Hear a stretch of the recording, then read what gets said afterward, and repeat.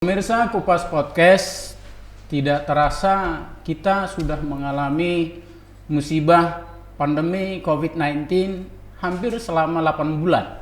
Terhitung dari sejak bulan Maret sampai hari ini sudah memasuki bulan 11. Dampak dari pandemi COVID-19 ini berdampak terhadap banyak hal.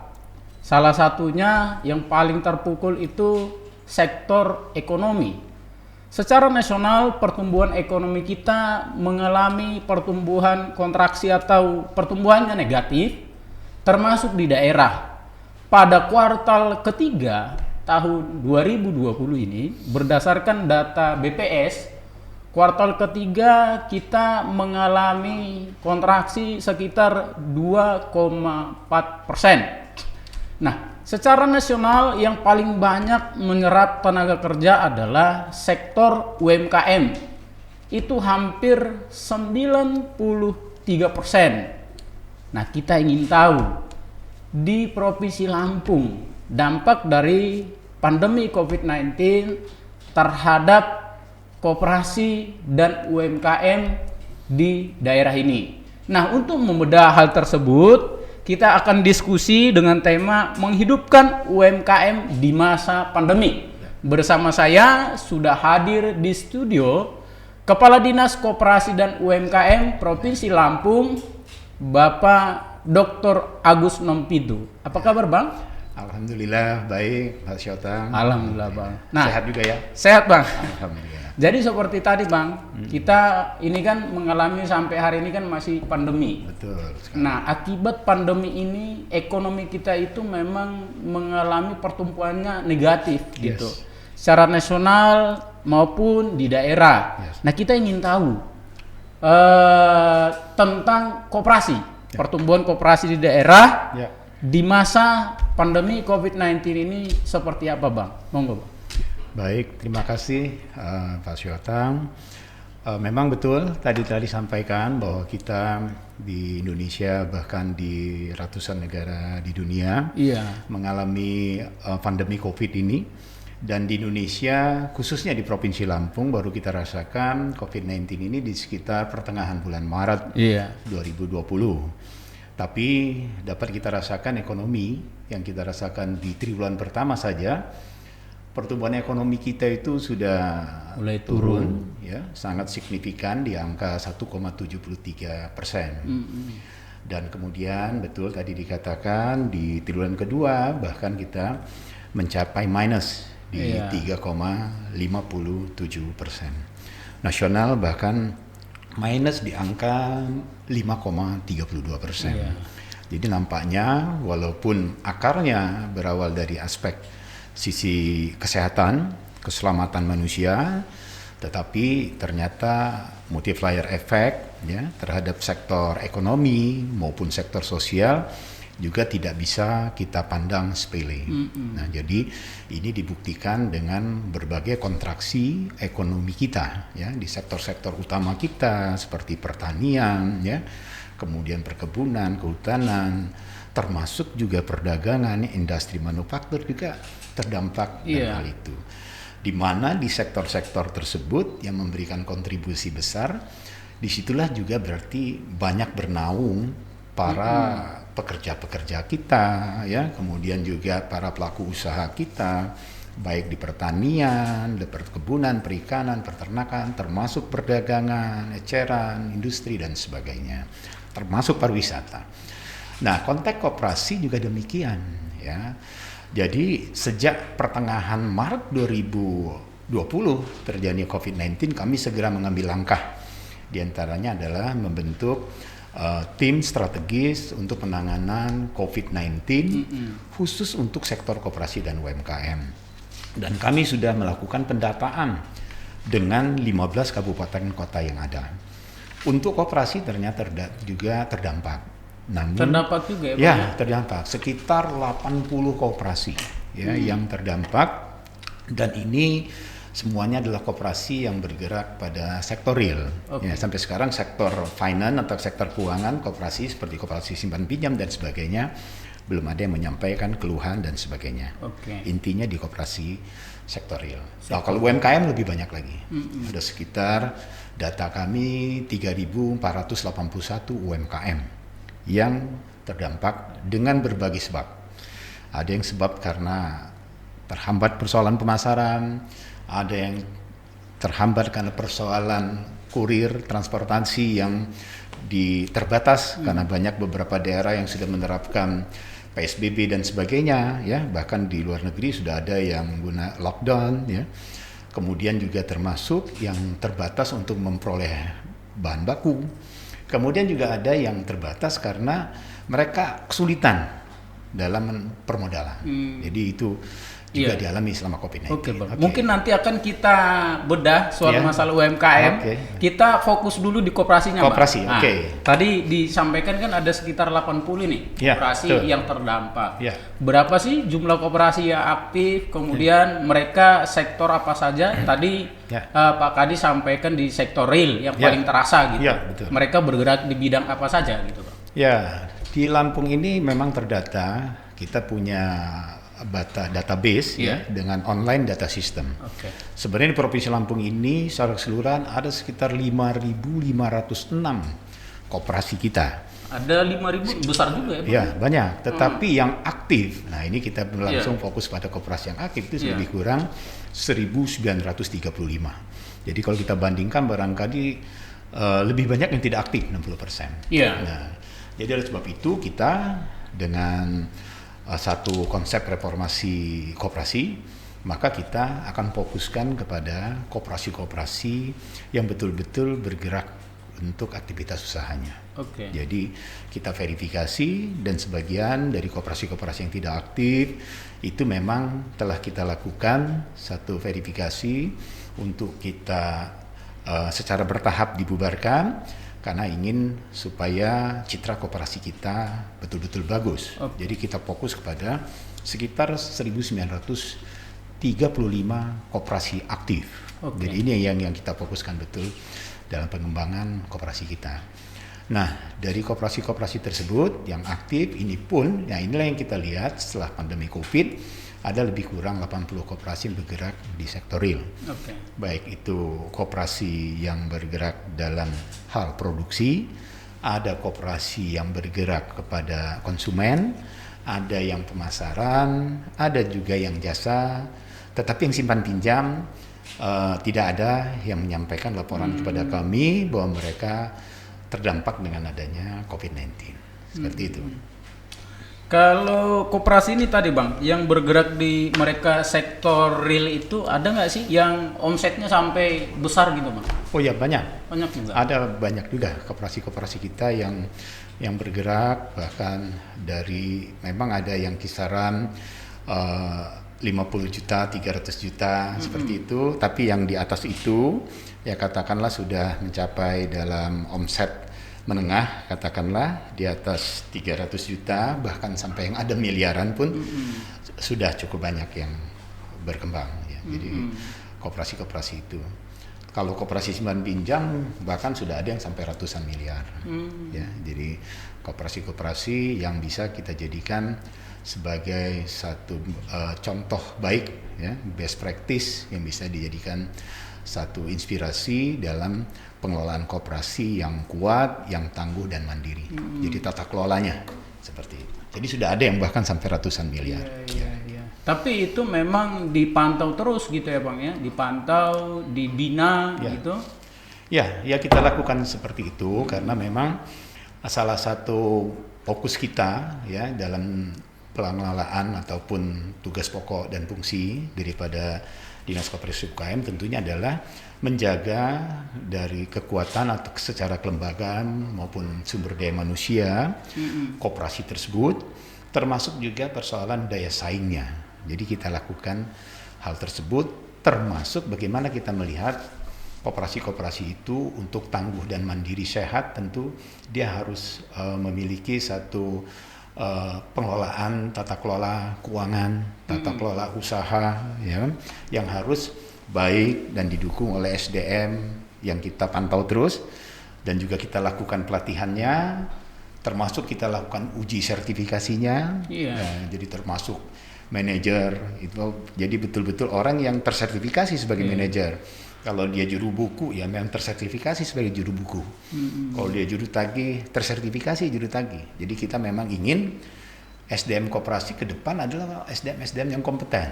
Jadi kita bekerja sama dengan BNSP, Badan Nasional Sertifikasi Profesi, khusus pada lembaga sertifikasi profesi koperasi. Jadi kita sudah terus tingkatkan kualitas kompetensi SDM-nya, seperti itu. Iya, karena ini kan koperasi ini kan sama dengan organisasi. Iya. Kalau seumpama manajemennya nggak diupdate, Iya.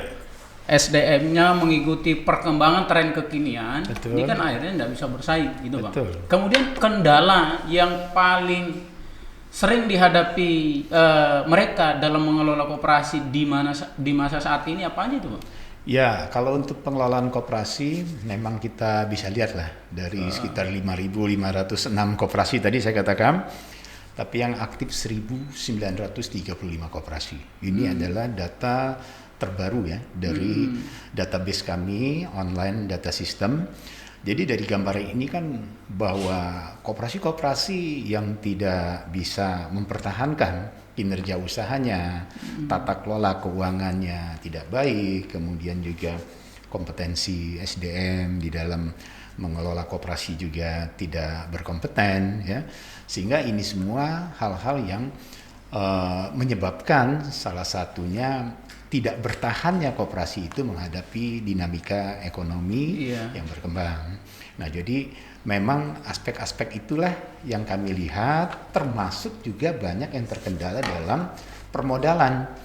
Nah, sementara masalah permodalan ini memang banyak juga koperasi-koperasi yang tidak melihat sebenarnya banyak mitra-mitra strategis, termasuk BUMN, termasuk lembaga keuangan perbankan, dan program-program pemerintah yang bisa memberikan stimulan terhadap tumbuh dan berkembangnya koperasi khususnya dari sisi permodalan. Ada juga Bang fasilitas yang bisa diberikan oleh pemerintah lewat perbankan untuk dalam hal permodalan koperasi itu Bang? Ya, itu juga ada. Kami dari Dinas Koperasi selama ini juga punya Badan Layanan Umum Daerah sebenarnya perkuatan modal, itu juga bisa untuk mendorong kalau yang tidak membantu terhadap koperasi-koperasi, terutama juga kami juga sejak tahun 2015 dengan pola channeling kita sudah kerjasama dengan LPDB, Lembaga Pengelola Dana Bergulir Kementerian Koperasi UKM, juga kita mendorong koperasi termasuk UMKM tentunya untuk bisa mendapatkan dukungan permodalan dengan tingkat bunga yang sangat, saya katakan sangat rendah ya. Itu. Nah, caranya gimana itu Bang? Caranya untuk itu adalah tentu koperasinya itu mengusulkan atau mengajukan proposalnya untuk bisa dibantu melalui program LPDB ini kepada Dinas Koperasi UKM Provinsi Lampung. Sehingga nanti usulan itu tentu akan kita sampaikan sepanjang tentu koperasi itu memenuhi syarat dan belum mendapatkan bantuan pinjaman dari lembaga keuangan perbankan lainnya. Itu perorangan atau ada kelompok di koperasi itu lagi gitu Bang? Kalau dia koperasi pasti kelompok, tetapi dia tentu secara kelembagaan. Tapi kalau dia tadi kita masuk misalnya UMKM, maka dia harus berkelompok, kepoktan misalnya, tapi dia harus kita akseskan kepada koperasi sekunder, sehingga bisa menjadi mendapatkan dukungan dari LPDB untuk menyalurkan itu. Oke Bang. Nah sekarang kita masuk UMKM Bang. UMKM, oke. Nah ini menarik UMKM ini karena bahkan statement dari Pak Presiden juga, kalau memang UMKM ini apalagi di masa pandemi seperti ini, memang ini menjadi andalan utama lokomotif penggerak ekonomi, gitu kan? Nah hari ini banyak sekali orang yang kehilangan pekerjaan, banyak sekali orang yang dirumahkan, gitu. Karena ada pembatasan-pembatasan, khususnya memang di daerah-daerah yang itu masuk zona merah, gitu ya kan? Sehingga ada pembatasan-pembatasan. Lewat pembatasan-pembatasan itu, akhirnya itu berdampak terhadap UMKM. Nah ini kalau di Provinsi Lampung seperti apa nih Bang dampaknya nih? Khusus untuk UMKM, tadi saya sampaikan data yang kami lakukan, itu ada lebih kurang 3.481 UMKM ya. itu sekitar bulan Maret. Tapi untuk mereka-mereka yang melakukan usaha transportasi online, juga ini adalah pelaku usaha sebenarnya biasa. Jadi ini juga ada lebih kurang 2.130 teman-teman kita yang bergerak di transportasi online yang juga terdampak karena pada saat Maret sampai dengan terutama di triwulan pertama itu orang mau naik ojek aja mungkin Farno takut kan, karena jadi berjaga jarak dan sebagainya, sehingga teman-teman kita yang bergerak di transportasi online juga kesulitan ya dalam hal untuk memperoleh penumpang dan sebagainya. Nah oleh sebab itu untuk UMKM ini pun kita dukung, artinya untuk bisa dia tetap berdaya ya, termasuk juga banyak usaha-usaha UMKM yang harus gulung tikar tadi dikatakan atau terpaksa harus menghentikan usahanya. Nah sebagian juga ada yang beralih usahanya, misalnya dia sebelumnya kuliner karena sepi akhirnya dia beralih untuk usaha lain, termasuk juga ada yang bergerak membuat masker, hand sanitizer, ya, alat-alat pelindung diri dan sebagainya. Ini banyak tumbuh dan berkembang. Kalau yang paling terdampak itu UMKM itu sektor apa, Bang? Apa transportasi? Ya, sektor yang terdampak ini ada beberapa sektor yang paling banyak terserang ya. Di antaranya adalah yang bergerak pada ekowisata, karena orang tidak ada yang berwisata pada saat itu kan, takut orang, sehingga kita lihat tempat-tempat wisata sepi, otomatis pelaku-pelaku usaha yang ada di sekitar situ juga tentu sepi. Kemudian juga termasuk transportasi tentunya, karena orang juga takut ya. Kemudian juga sebagian juga untuk sektor pangan. Tetapi kalau untuk sektor yang bergerak sektor kesehatan, UMKM-nya juga justru ada bertahan dan meningkat karena orang butuh hand sanitizer, orang butuh masker, orang sesuatu butuh yang baru ya Bang, yang dibutuhkan di masa pandemi gitu ya. Di masa pandemi. Tapi ada juga di sektor pertanian misalnya orang takut mau berusaha misalnya seperti itu. Nah, sehingga itulah kita dorong, kita upayakan supaya dampak dari COVID-19 ini terhadap kesehatan yang nomor satu, tapi ekonomi kita harus tetap bangkit, ekonomi kita juga harus tetap terlindungi. Nah ini karena ini menyangkut juga persoalan pendapatan dan kesejahteraan masyarakat, itu kira-kira. Terus kalau soal ini Bang, bantuan-bantuan, mungkin kan ada juga yang di support dari pemerintah pusat, pemerintah daerah dalam rangka menguatkan UMKM tadi, karena banyak yang terdampak. Tapi sebelum itu Bang, kita juga pengen ada sedikit gambaran UMKM yang terdampak itu dari jumlah 3.000 sekian itu bisa sampai berapa persen itu Bang? Kalau diambil persentasenya itu? Ya, kalau persentase ya 3.481 sebenarnya kalau dari data yang kami miliki di Provinsi Lampung berdasarkan izin usaha mikro dan surat keterangan itu lebih kurang 110.000. Jadi yang terdampak ini sekitar 3.481. Tapi kalau kita lihat dari lagi jumlah 100 itu yang terdata. 100 berapa tadi Mas? 110.000 di tahun 2020. 110.000 Bang. 110.000 yang terdata. Di luar itu sudah mencapai mungkin sekitar data BPS terakhir itu sekitar 763.000. Bahkan saya yakin lebih dari itu. Pantas penyerapan tenaga kerjanya banyak ya Bang ya? Ya, dia tenaga kerja UMKM kan memang 97%. Usahanya 99% lapangan usaha itu. Dan kontribusinya juga pada PDB lebih dari 60%. Jadi ini memang harus menjadi istilahnya pondasi ekonomi kita. Kalau UMKM-nya kuat, insya Allah ekonomi kita masih bisa bertumbuh dan stabil, karena kekuatannya di situ. Seperti itu. Nah, kemudian tadi Bang, soal masalah bagaimana kemudian mendorong mereka ini supaya UMKM itu tetap produktif di masa pandemi, support baik itu dari pemerintah pusat, pemerintah daerah gitu Bang. Nah, support dari pemerintah daerah dan pemerintah pusat memang kita ada terintegrasi dengan program nasional yaitu pemulihan ekonomi nasional yaitu dengan PEN. Kemudian juga tentu ada langkah, ini merupakan langkah yang diambil ya baik itu melalui kebijakan moneter maupun kebijakan fiskal yang ditempuh oleh pemerintah pusat dan pemerintah daerah. Dan pemerintah pusat dan daerah juga telah melakukan refocusing anggaran. Mungkin Mas Yotang dengar beberapa waktu yang lalu, itu semua adalah untuk melakukan satu refocusing anggaran tersebut untuk mengatasi pandemi COVID-19. Sehingga baik yang bersumber dari APBN maupun bersumber dari APBD itu harus dilakukan upaya-upaya tersebut untuk memberikan satu stimulan maupun insentif. Nah, terakhir juga ada program pemulihan ekonomi dalam bentuk bantuan produktif UMKM.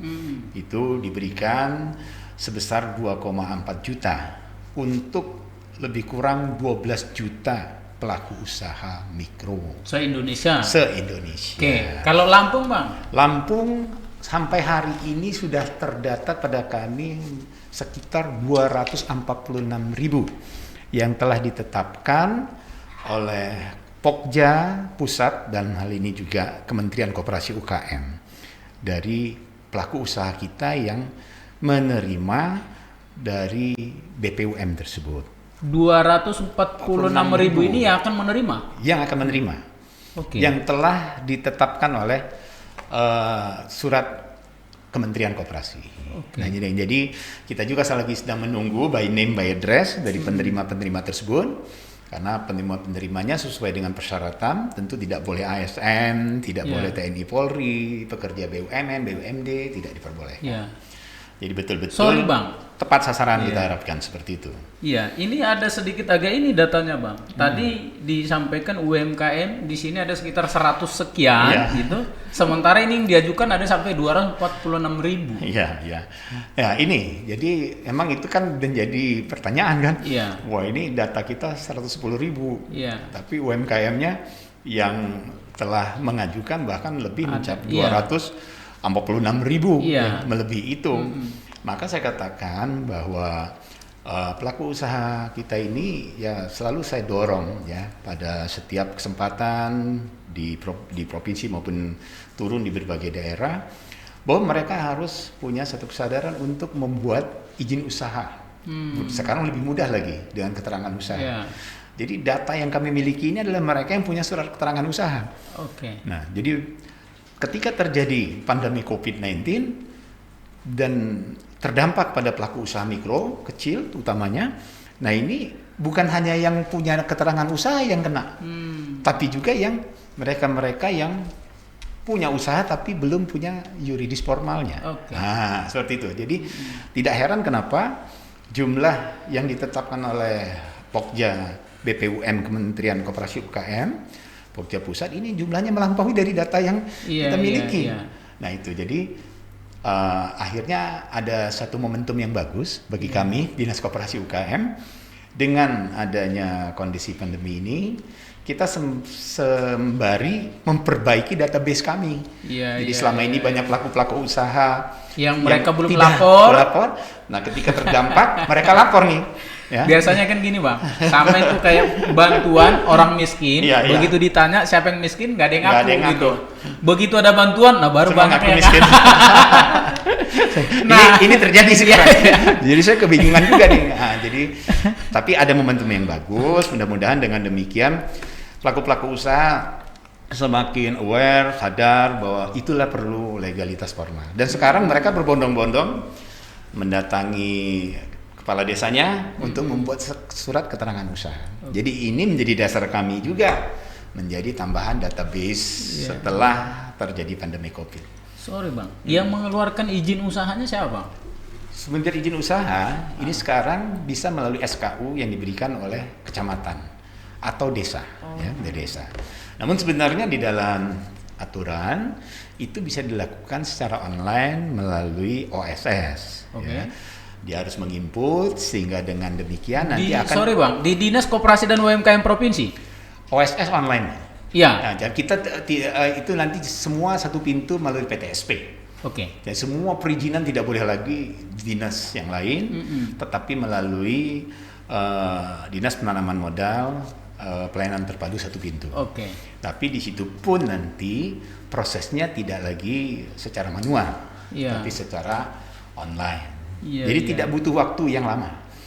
Bahkan dengan perubahan Undang-Undang Cipta Kerja ini sudah tidak lagi dengan mazhab rejim perizinan, tapi dia mendaftar itu sudah sama dengan izin. Jadi pendaftaran saja. Jadi pendaftaran itu sudah menjadi izin tunggal. Nah, jadi lebih banyaklah istilahnya kemudahan-kemudahan bagi pelaku usaha untuk memperoleh izin usaha tersebut. Nah, di saat pandemi ini cukup dengan SKU saja. Dia datangi kepala desa, minta surat keterangan usaha, itu sudah cukup.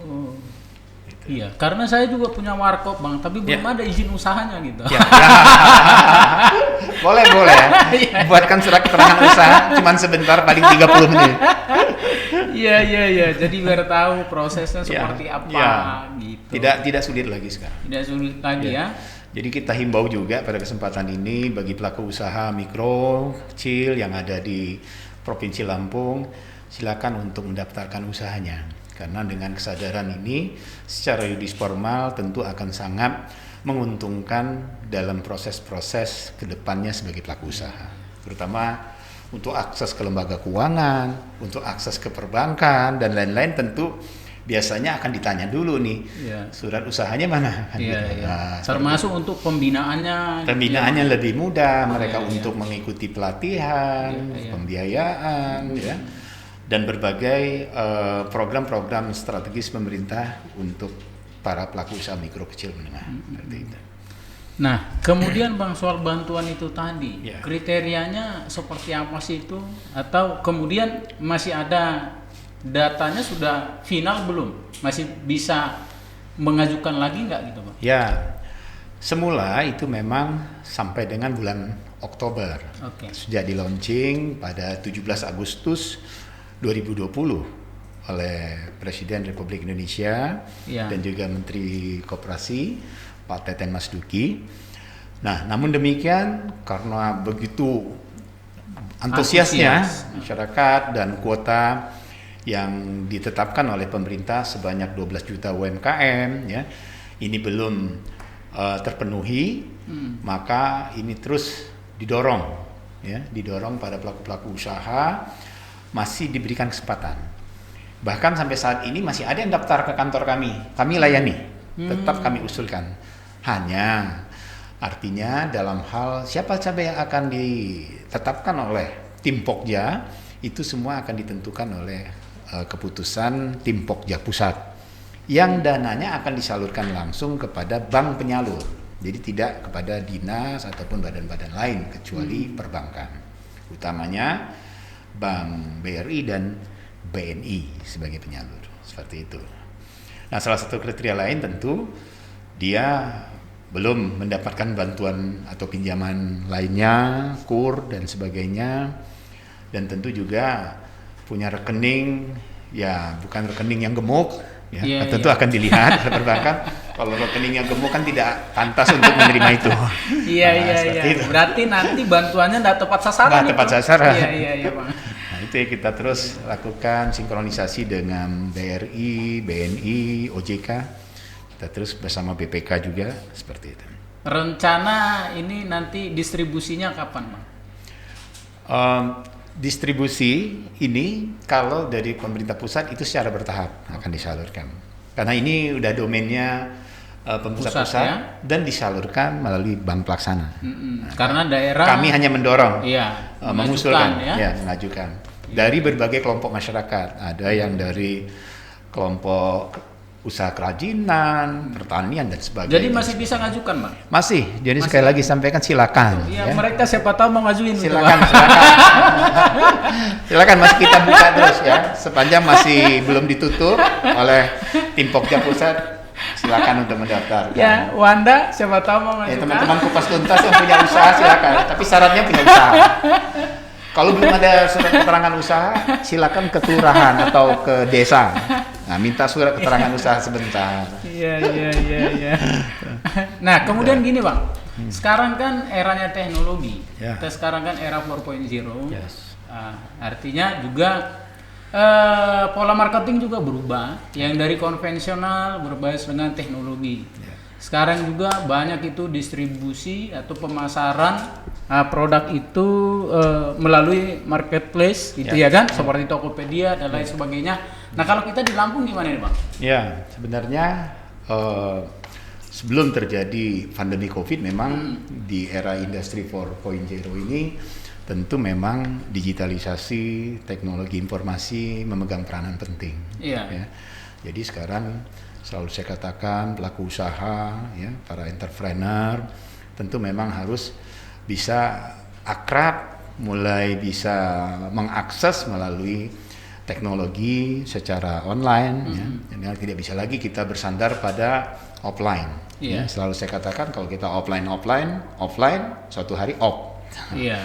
Karena kita pasti akan kalah bersaing dengan mereka-mereka yang pasarnya makin ngecil, iya, gitu ya Bang. Pasti akan banyak terjadi seperti itu. Iya. Sehingga termasuk media pun sekarang kan tidak hanya fisik koran, tidak tapi hanya konvensional. Sudah ada seperti sekarang kita podcast dan sebagainya, media online dan sebagainya. Begitu juga usaha. Jadi harus melakukan satu usaha online. Nah, dalam hal ini tentu salah satunya platform aplikasi berbasis online. Nah, kami pada saat terjadi pandemi COVID di sekitar pertengahan bulan Maret ini, Bung Siotan, nah kita sudah lakukan upaya paling minimal pada saat itu kita lakukan layanan pesan kirim. Jadi ada lebih kurang 226 titik layanan pesan kirim yang terakses pada warung-warung di wilayah setempat. Karena orang kan takut untuk pergi ke pasar dan sebagainya. Tapi pemenuhan kebutuhan pokok harus. Nah, jadi kita sediakan kerjasama dengan teman-teman yang ada di kabupaten kota, kita siapkan warung-warung sembako di 266 titik dengan layanan pesan kirim minimal secara WhatsApp bisnis ataupun melalui SMS, itu kita lakukan. Namun kemudian kita berkembang, ya, karena di tengah kebutuhan masyarakat kita harus punya platform sendiri. Karena orang disuruh work from home, ya kan. Kemudian juga ada yang harus study from home, ya kan, dan sebagainya, pembatasan sosial dan sebagainya, sehingga orang masuk ke pasar-pasar tradisional juga takut, ya kan, seperti itu. Tapi dalam kesempatan yang sama, kami berupaya, ya, dengan tetap menjaga protokol kesehatan. Pemerintah Provinsi Lampung bersama Ibu Wakil Gubernur atas arahan dari Bapak Gubernur Lampung, kami turun ke pasar-pasar tradisional untuk melihat penerapan dari protokol kesehatan. Nah, kemudian kita lihat bahwa satu hal yang penting bahwa harus ada solusi. Nah, solusi untuk memenuhi kebutuhan masyarakat di rumah, ibu-ibu dan sebagainya yang tidak berani datang ke pasar tradisional, maka kita ambilkan solusinya, kita siapkan aplikasi atau portal teknologi yang berbasis online dengan aplikasi Pasar Berjaya. Nah, Pasar Berjaya ini kita jadikan sebagai sebuah platform digital untuk belanja, ya, yang solusinya kita berikan sebagai satu upaya mendukung masyarakat yang menjaga jarak dan tinggal di rumah gitu. Nah, ini kita lakukan supaya tetap terpenuhi kebutuhannya melalui aplikasi tersebut. Jadi ini solusi yang kita anggap. Nah, untuk sementara ini sejak tanggal 12 Agustus 2020 sudah di launching, ya, aplikasi Pasar Berjaya. Kita sudah bisa, masyarakat pada umumnya di Provinsi Lampung sudah bisa mendownload, ya, di Play Store aplikasinya Pasar Berjaya, sehingga semua masyarakat kita bisa memasarkan lewat itu, gitu. Bisa berbelanja di 4 pasar sementara ini. Yang pertama adalah Pasar Tugu, Pasar Gintong, Pasar Cimen, dan Pasar Untung. 4 pasar ini sudah kita uji cobakan kerjasama dengan anak-anak muda, anak-anak milenial yang bergerak pada startup digital, bergerak juga di transportasi online. Karena aplikasi ini kan tentu harus melibatkan banyak pihak, termasuk kurir ngantar. Kemudian dia harus tepat dengan SOP yang tepat, jangan sampai orang pesan dan nunggu-nunggu barangnya nggak nyampe. Produk apa aja itu Bang? Ya, di 4 pasar ini produk yang ada di pasar. Jadi seperti kebutuhan sayur menyayur, sembako, kebutuhan ikan, daging, dan banyak itemnya di situ. Sampai ratusan item yang bisa dibeli oleh masyarakat di 4 pasar tersebut. Terakhir tambah kemarin sekitar lebih kurang 1 bulan yang lalu, ini kita uji cobakan juga di Pasar Wai Halim. Ya. Tapi ini masih uji coba yang Pasar Wai Halim. Dari Agustus ya Bang ya? Dari bulan Agustus sudah kita lakukan. Jadi sekarang lebih kurang sudah berjalan 2 bulan. Kita sudah lihat juga progresnya. Iya, gimana Bang ininya? Progresnya cukup bagus. Bagus. Ya. Cukup banyak transaksi yang telah dilakukan oleh masyarakat. Dan kami juga terus mensosialisasikan supaya masyarakat kan banyak yang belum tahu. Dan ini bukan hanya terbatas di 4 pasar dan 1 yang sekarang lagi uji coba, Pasar Wai Halim. Nah, tapi ini bisa berkembang ke pasar lainnya di 15 kabupaten kota. Jadi aplikasi yang disiapkan oleh pemerintah Provinsi Lampung ini juga bisa untuk di pasar-pasar lain di 15 kabupaten kota. Tapi dengan catatan, pasar-pasar tersebut sebaiknya sudah ada paguyubannya, sudah ada koperasinya. Kalau belum ada koperasi, paling tidak ada startup yang bisa bermitra sehingga nanti siap untuk mengantar dan memfasilitasi proses operator di dalam hal pesan kirim dari pasar aplikasi Pasar Berjaya ini. Nah, kemarin Wai Kanan sudah mau memulai, jadi sudah datang pada kami, Bang, kami siap Bang, Pasar Berjaya untuk Wai Kanan. Oke, kami mungkin dalam waktu dekat akan survei dulu, kita lihat, kita tidak ingin nanti mereka katakan siap, tetapi dukungan tim startupnya juga harus kami lihat. Nah, karena kalau dia ingin bergabung di Pasar Berjaya, tentu akan kita inginkan standar operasionalnya harus sama. Jadi kita masukkan nanti di aplikasi kami. Jadi mungkin dalam waktu dekat juga Wai Kanan mudah-mudahan betul-betul siap. Dan nanti pasar-pasar lain, mungkin Pasar Metro, Pasar Pringsewu, Hanura, kami buka selebar-lebarnya dan kami akan bantu di dalam proses seperti itu. Sorry Bang, berarti ini apa ya? Aplikasi dari janji politik atau visi misi Gubernur Wakil Gubernur Lampung, masyarakat Lampung Berjaya. Betul gitu ya, sekali. Ya, jadi ini mendukung visi dan misi Gubernur Lampung, Wakil Gubernur Lampung, ya, untuk mewujudkan rakyat Lampung berjaya. Dari sektor koperasi UKM kita dukung dengan platform digital Pasar Berjaya. Dan mudah-mudahan ini menjadi salah satu kontribusi supporting terhadap pencapaian rakyat Lampung Berjaya. Gitu. Nah, ini kendala yang dihadapi saat ini biasanya hal apa itu Bang? Kalau di aplikasi ini memang terkendala, kami kemarin sudah lakukan evaluasi, tentu adalah terkait SDM.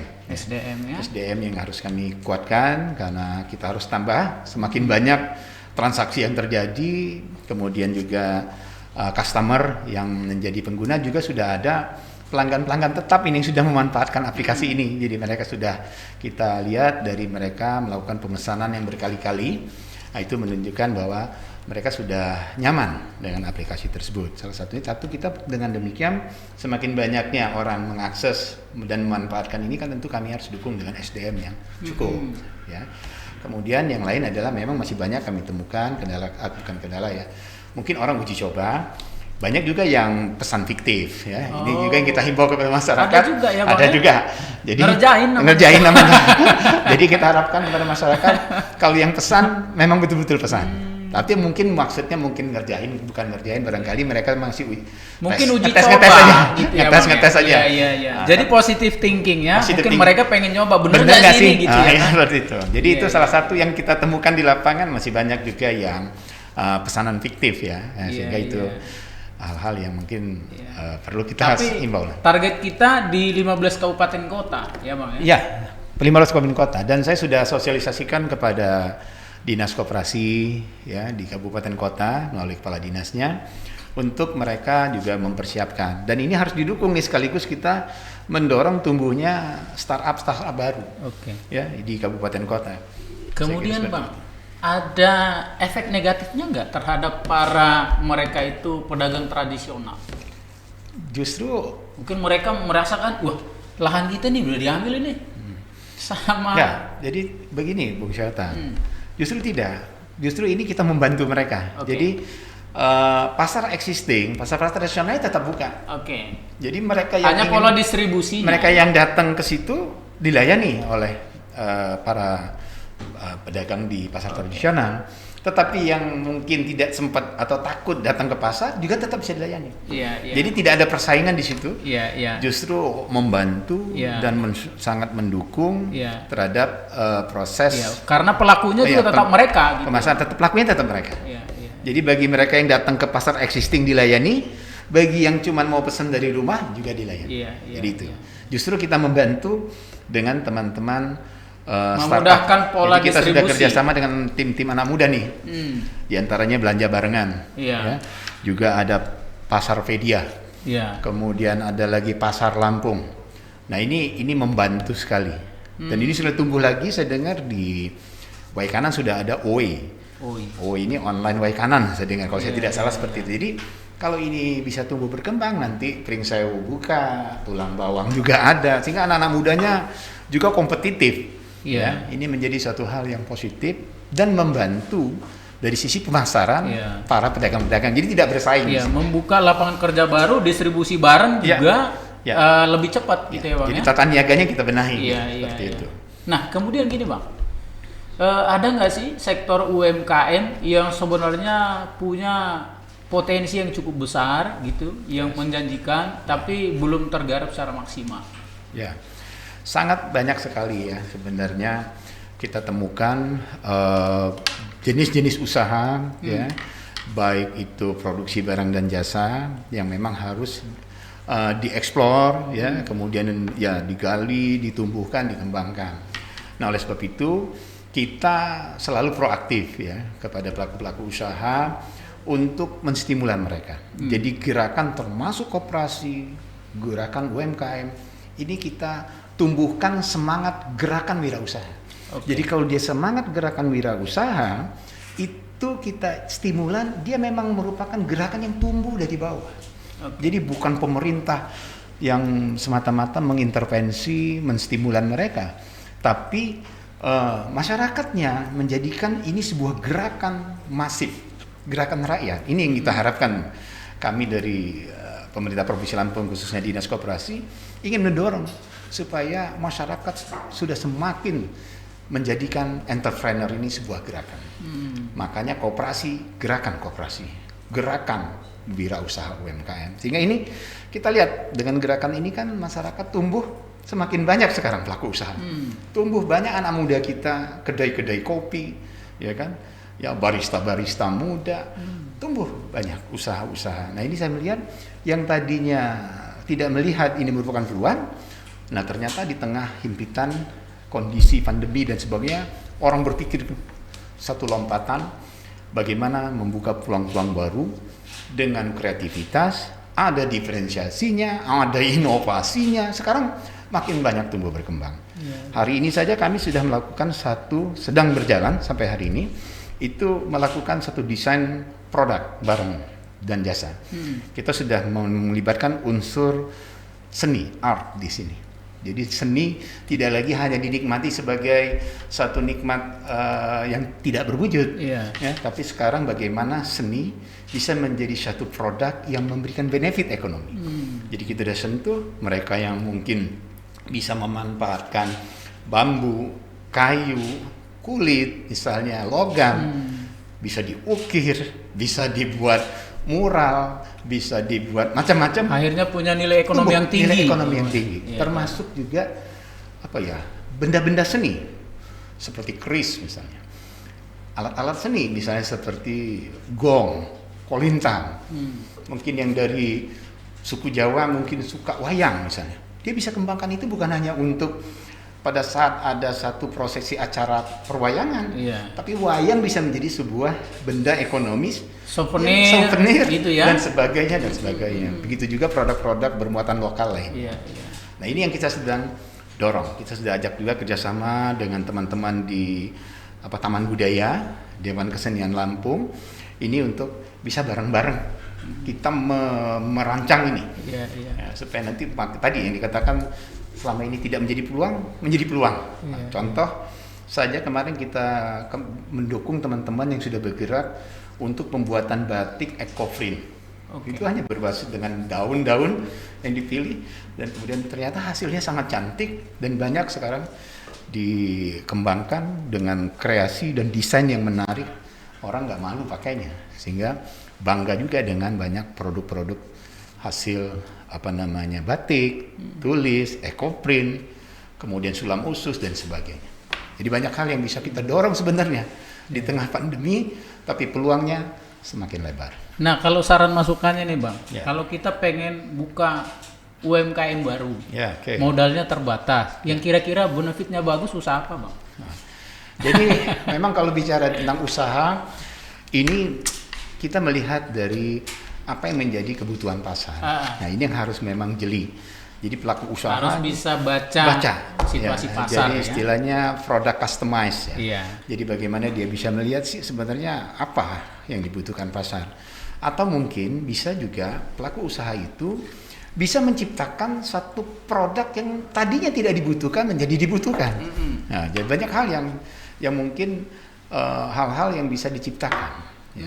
Bisa juga dia menjadi follower ya, satu produk bisnis yang sudah duluan eksis, tapi dia akhirnya bisa lebih menguasai pasar. Dia bisa menjadi market leader di situ. Banyak, tidak selamanya kan yang mengawali, banyak juga yang ternyata yang me too produk atau dia menjadi follower ikut-ikutan ternyata dia yang berhasil. Nah jadi itu banyak. Tetapi banyak juga yang kita harapkan adalah mereka betul-betul menjadi pionir dengan kreativitasnya. Dia bisa membaca nih. Kalau saya buat produk ini, saya test case di pasar, mau nggak orang? Nah, ini dia ada, itu namanya dia menjadi pionir. Jadi bukan follower lagi. Jadi ini yang banyak pilihan yang dilakukan oleh pelaku usaha. Jadi yang penting kita dorong, kita tumbuhkan. Apakah kuliner, apakah dalam bentuk kriya, ataukah fashion, ya dan sebagainya. Sekarang juga dengan era pandemi orang menggunakan masker sudah menjadi style tersendiri. Iya, habit ya. Habit. Ibu Riana Sari mengembangkan kawai plastik misalnya. Yang dulu orang jadiin jas hujan. Ya kan? Nah, sekarang sudah didesain dengan tapis, dengan batik dan sebagainya, cilugam dan sebagainya. Oh, cantik juga nih. Tadinya jas hujan kan. Nah, jadi banyak kreativitas yang saya kira bisa dikembangkan ya. Yang lain yang mereka hobi tanaman hias sekarang, mungkin itu juga dampak dari anglo tinggal di rumah. Ya, orang sudah bergerak aglonema misalnya dan lain-lain. Jadi saya lihat ini peluang usaha. Apalagi misalnya di samping usaha-usaha seperti itu, mungkin kalau insan pers ataupun masyarakat yang hobi nulis, dia bisa membuat opini dan sebagainya di rumah. Juga akhirnya lebih kreatif ya Bang ya.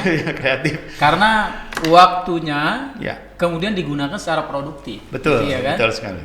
Membatasi kegiatan-kegiatan berpergian yang enggak prioritas. Betul, gitu. Betul sekali. Nah kemudian Bang, cerita soal kopi. Oke. Kemarin kalau nggak salah itu ada pembukaan festival kopi. Betul. Di Hotel Sheraton oleh Ketua Dekranasda Ibu Riana Sari, istrinya Pak Gubernur. Betul. Gitu ya kan?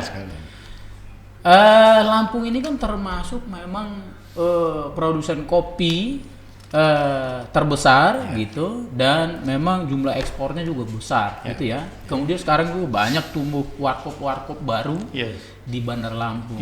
Kaitan dengan kegiatan kemarin festival itu, goal apa sih yang ingin dicapai dari sektor UMKM terkait memang pengembangan kopi kita di Lampung itu, Bang? Baik. Acara festival kopi betul kemarin yang dibuka oleh Ibu Ketua Dekranasda, Ibu Riana Sari, dan hari ini juga ada seminar kopi dan temu bisnis pemerintah Provinsi Lampung, leading sektornya pada Dinas Perindustrian dan Perdagangan. Jadi ada kaitannya tentu dengan Dinas Koperasi UKM karena hilirisasinya juga dengan Dinas Koperasi UKM dalam hal kopi ini. Jadi kopi Lampung ini sudah sangat terkenal, kopi robusta, ya kita merupakan produk kopi terbesar, ya bersama Sumsel dan Bengkulu. Jadi ini memang luar biasa kopinya. Nah kopi ini juga ekspornya dari Lampung karena Sumatera Selatan tidak punya pelabuhan kan, jadi pelabuhannya ada di Lampung, begitu juga Bengkulu, maka ekspor melalui Lampung. Nah, jadi untuk itu kita memang berharap bahwa ke depan agar konsumsi terhadap kopi ini akan semakin meningkat, termasuk juga produktivitas daripada kopinya. Karena sampai saat ini dari data kami di Dinas Koperasi UKM, beberapa kantong-kantong yang memiliki produktivitas kopi yang tinggi seperti Lampung Barat yang nomor 1, kemudian Tanggamus, ya, kemudian Lampung Utara, kemudian juga Waikanan, Pesisir Barat, dan masih ada yang lainnya, tapi ini adalah 5 kabupaten penghasil kopi. Oke. Nah, jadi kita berharap secara SDM juga harus kita tingkatkan, kemudian kualitasnya, bukan hanya produktivitasnya, tapi kualitas kopinya juga harus lebih bagus, ya, agar dia bisa bukan hanya bersaing di pasar domestik, juga bisa bersaing di pasar internasional. Iya. Ya, kita mungkin punya kompetitor yang hebat dan kuat juga seperti Brazil, Vietnam, Kolombia, itu sangat kompetitif sekali. Jadi Lampung harus masuk, kopi Lampung juga harus bisa bersaing, berhadapan dalam pasar internasional. Tapi lebih daripada itu adalah bagaimana kopi ini bisa memenuhi kebutuhan domestik. Nah, ini yang kita harapkan seperti itu. Nah, jadi kalau dia bisa memenuhi kebutuhan domestik, apalagi mungkin rakyat Indonesia yang saat ini mungkin mencapai lebih kurang berapa sekarang 265 jutaan lah, ya, lebih kurang seperti itu. Saya kira sekarang segmen yang ingin mengkonsumsi kopi, kalau dulu mungkin hanya minuman orang-orang tua, sekarang anak-anak usia 17 tahun, 20 tahun juga sudah mengkonsumsi kopi. Kalau dulu yang kopi cuma laki-laki, pria, sekarang wanita juga sudah menggemari kopi. Nah, jadi saya dulu melihat, katanya kalau nggak ngopi nggak laki. Nggak laki. Sekarang perempuan juga ngopi. Nah, ini saya lihat ke depan memang kita pemerintah Indonesia maupun pemerintah Provinsi Lampung juga harus bisa mendorong, saya kira, bagaimana konsumsi kopi domestik, kopi lokal ini terpenuhi. Nah, jadi supaya bisa memenuhi itu. Nah, kalau kita bisa saja sekarang masih lebih kurang, kalau saya tidak salah angka di 7 kg per kapita per tahun kopi. Nah, kalau bisa ke depan naik, misalnya paling tidak 20 kg per kapita per tahun kopi, tentu akan semakin banyak produksi konsumsi, otomatis juga bisa meningkatkan pendapatan petani kopi. Nah, ini yang berarti harus ada gerakan gemar minum kopi nih. Minum kopi. Maka festival kopi ini salah satunya adalah untuk mendorong itu. Saya kira itu. Nah, kemudian Bang, nah ini enggak terasa nih, kita sebenarnya masih pengen ngobrol banyak ini. Iya kan? Cerita UMKM ini menarik masalahnya, Bang. Karena berkaitan tentang bagaimana untuk memberikan kita nilai tambah secara ekonomi, gitu ya kan? Ketika kita mampu memilih usaha yang pas, gitu. Nah, kemudian Bang, sebelum closing statement, ya kan? Bagaimana cara mereka, para pelaku UMKM ini, supaya mereka tidak hanya bisa menjual di pasar lokal saja, tapi mereka juga bisa memasarkan itu di pasar global gitu, Pak. Ya, tentu yang pertama adalah bukan hanya bicara produktivitas, tapi bicara quality.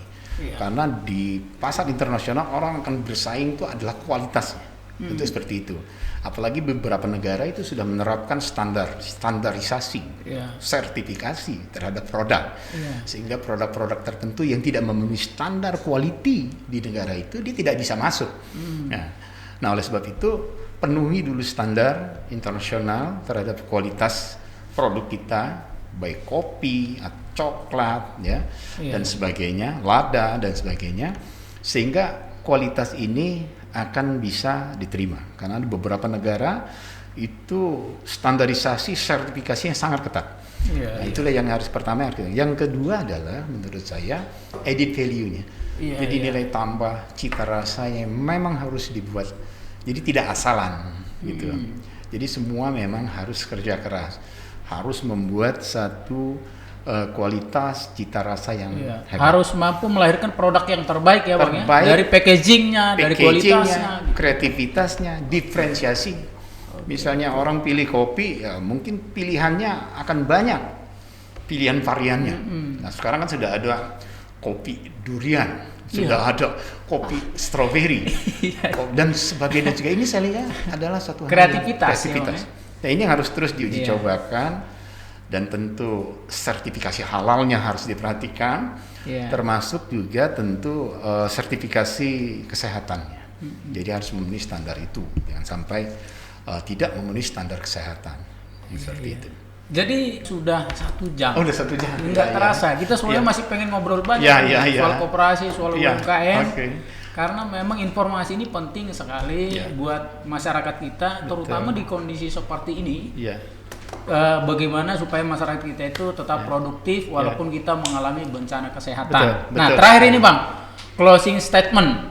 Nah, apa yang ingin disampaikan dengan masyarakat kita, pelaku UMKM, juga bagi mereka juga yang tengah mengelola koperasi di daerah Provinsi Lampung ini. Silakan Bang. Ya, mungkin closing statement saya bahwa baik pelaku usaha koperasi maupun UMKM, yang pertama tentu harus tetap menjaga semangat, ya. Tentu semangat ini penting, karena kalau tidak semangat maka kita akan lemah semangat. Kemudian yang kedua, creativity. Harus dijaga creativity ini, karena ketiga adalah innovation. Tapi innovation tanpa creativity ini yang tidak akan terjadi. Jadi spirit semangatnya harus kuat, kreativitasnya harus terus dikembangkan, akan tumbuh inovasi-inovasi baru.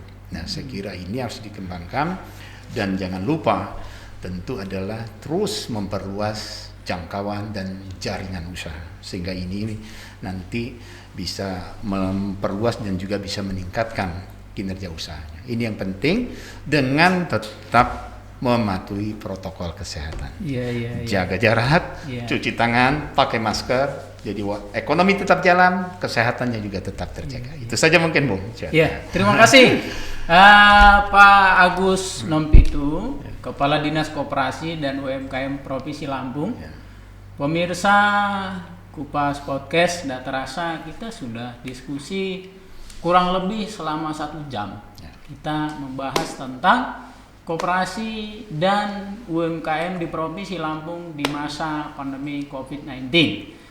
Di masa pandemi COVID-19, musibah kesehatan yang sampai sekarang masih terus terjadi, masyarakat untuk tetap mengikuti saran pemerintah terkait dengan protokol kesehatan. Nah, kemudian di masa pandemi, kita juga masih bisa tetap produktif, asal kita memiliki kreativitas, sebagaimana tadi disampaikan oleh Pak Kadis Koperasi dan UMKM, Dr. Agus Nompitu. Kita tetap harus mengembangkan kreativitasnya, dan kita bisa membaca perkembangan situasi pasar hari ini, sehingga kita juga tetap bisa produktif di masa pandemi. Demikian dari saya, Donald Haris Sihota. Kita ketemu lagi di diskusi berikutnya, di acara podcast berikutnya, dengan narasumber yang menginspirasi dan yang luar biasa. Sekian dari saya, terima kasih.